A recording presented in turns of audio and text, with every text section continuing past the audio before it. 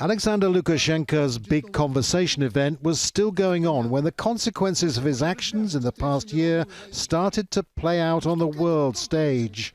New sanctions, the UK first to announce them. His reaction? You can choke on those sanctions in the UK. We haven't had even a faintest idea for a millennia about this, Great Britain. You're America's lapdogs. Later came new sanctions from the United States and Canada as well.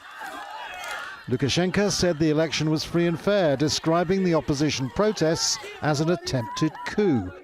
35,000 protesters were arrested, 600 opposition supporters are in jail now.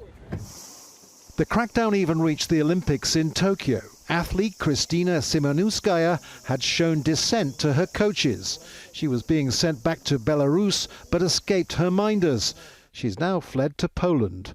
Lukashenko says she was manipulated by outside forces. Then last week, 26-year-old activist Vitaly Shishov was found dead in the Ukrainian capital Kiev. Police say it may have been murder disguised as suicide. Lukashenko denies any involvement. Who was he for me and for Belarus in general? Okay, I'm a president, and I could not know him. But I'm sure that only 3 or 4 people in this room knew him. He was no one to us. What madman could hang him in Belarus?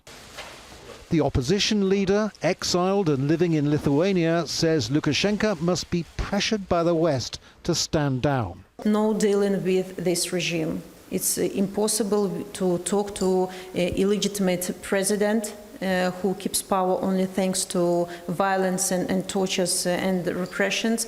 If you need to talk to somebody, there are representatives in Belarus who you can deal with, but not with criminals. A year ago, self-expression was the weapon of the Belarus opposition. Now it's a movement living in fear and dependent on foreign support. Andrew Simmons, Al Jazeera.